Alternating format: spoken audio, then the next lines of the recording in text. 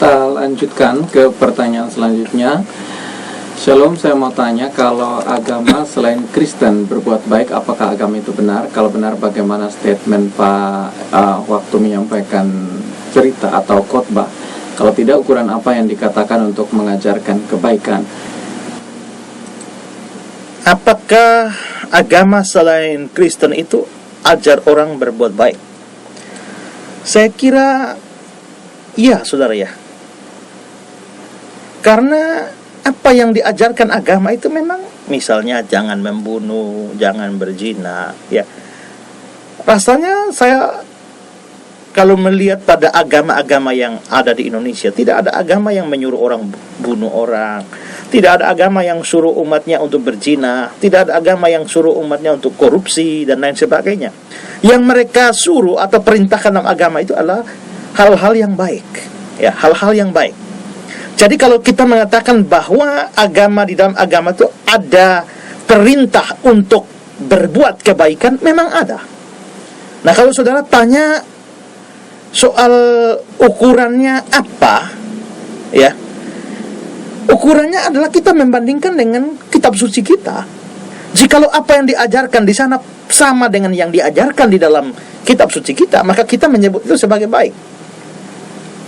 Misalnya bahwa di dalam kitab suci kita itu ada perintah untuk menolong orang miskin. Jikalau di dalam agama yang lain ada perintah yang sama untuk menolong orang miskin, berarti apa yang diperintahkan di sana untuk dilakukan cocok dengan yang dilakukan atau yang diperintahkan di dalam kitab suci kita. Berarti perintah itu harus dikategorikan sebagai baik. Kalau misalnya di dalam kitab suci kita ada sejumlah larangan, misalnya jangan berzina. Lalu agama yang sana juga memberikan larangan jangan berzina. Berarti sama dengan apa yang diajarkan dalam kitab suci kita. Maka dalam sudut pandang itu kita menganggap bahwa ajaran agamanya itu adalah baik. Nah, kalau saudara tanya apakah dengan demikian agama-agama itu benar? Saudara perhatikan ya, kekristenan tidak menganggap bahwa yang ada di dalam agama-agama yang lain itu adalah ajaran tentang kejahatan, melulu kejahatan. Tidak. Nah, kita memang mesti membedakan antara baik dan benar. Jikalau baik itu, baiknya itu cocok dengan apa yang adalah kebaikan di dalam kitab suci kita, ya memang boleh dianggap bahwa pada poin itu mereka benar. Dalam poin itu mereka benar. Nah, tetapi sekarang kita juga mesti lihat, kalau dari sudut pandang itu ya. Tetapi kalau kita lalu akhirnya mengatakan, oh kalau begitu maka agama itu benar, saudara juga harus perhatikan, kita tidak boleh hanya membuka mata terhadap persamaan-persamaan di dalam agama, tetapi juga ada perbedaan-perbedaan di dalam ajaran agama, bahkan pertentangan-pertentangan yang kalau ada pertentangan seperti itu, secara logika itu tidak memungkinkan dua-dua sama benar. Salah satu mesti benar, salah satu mesti salah, atau dua-duanya salah. Misalnya, saya kasih contoh, jikalau agama A mengatakan bahwa Allah itu berpribadi, sedangkan agama B mengatakan, oh Allah itu bukan pribadi.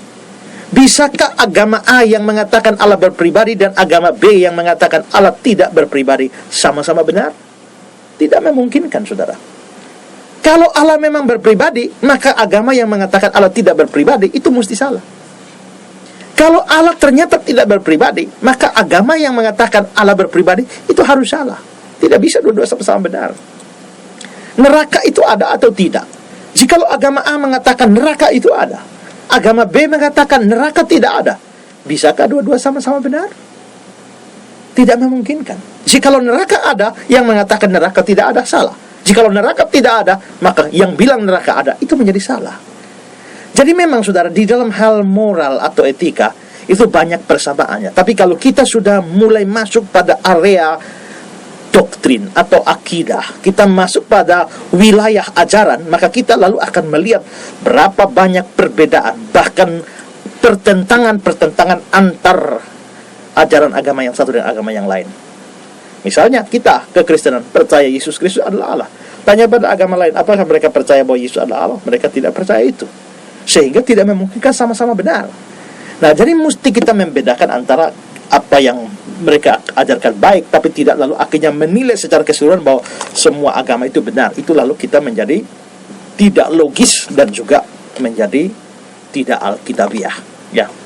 Jadi memang dalam sejumlah titik saya percaya bahwa mereka juga mengajarkan kebaikan, tapi itu tidak lantas mengatakan bahwa itu adalah kebenaran ada di sana dalam artian bahwa kebenaran itu lalu bisa menyelamatkan di sana. Tidak. Kekristenan percaya bahwa Yesus adalah satu-satunya jalan. Dan karena itu maka orang kalau tidak percaya Yesus, maka dia tidak mempunyai juru selamat dari dosa. Mereka bisa saja berbuat baik dalam kacamata manusia, tapi mereka juga tetap mengakui bahwa mereka adalah orang berdosa. Dan kalau tidak punya juru selamat dari dosa, ya memang jelas dosa mesti ditanggung sendiri. Dan dengan demikian maka orang harus menanggung hukumannya di dalam neraka. Tapi kekristenan percaya ada satu konsep juru selamat, di mana kita memang orang berdosa persis seperti manusia yang lain. Tapi kita yang percaya kita punya juru selamat, dia sudah bayar semua dosa kita, sehingga pada akhirnya tidak ada dosa yang membuat kita masuk neraka. Sebaliknya iman itu lalu membuat kita masuk ke surga. Nah, jadi dari sudut pandang itu boleh dikatakan bahwa memang mereka mengajarkan kebaikan atau berbuat baik dari sudut pandang manusia. Kalau dari sudut pandang Tuhan, maka sebenarnya tidak ada. Roma pasal 3 ayat 10 sampai 12 mengatakan, tidak ada yang benar, seorang pun tidak. Tidak seorang pun berakal budi, tidak seorang pun mencari Allah. Semua orang menyeleweng, mereka semua tidak berguna, tidak ada yang berbuat baik, seorang pun tidak. Ya, itu dari sudut pandang Tuhan. Kalau sudut pandang manusia bisa saja, tapi dari sudut pandang Tuhan, asal orang tidak beriman pada Kristus, seluruh perbuatannya itu adalah tidak baik. Entah itu jahat, entah itu baik, perbuatan baik menurut kacamata manusia itu dianggap dosa oleh Tuhan. Roma pasal 14 ayat yang ke-23 itu mengatakan segala sesuatu yang tidak berdasarkan iman adalah dosa. Jadi entah jahat, entah perbuatan baik, asal itu tanpa iman, maka itu tetap dianggap sebagai dosa. Sehingga orang yang tidak percaya Yesus itu sebenarnya tidak ada kebaikan satupun di mata Tuhan. Kebaikannya nilainya 0. Karena kalau dia buat jahat, itu dosa. Dia buat baik juga tapi tidak beriman, menurut Roma 14 ayat 23 itu dosa. Maka seluruh hidupnya dosa. Dan karena itu maka orang tidak bisa selamat dengan mengandalkan perbuatan baiknya.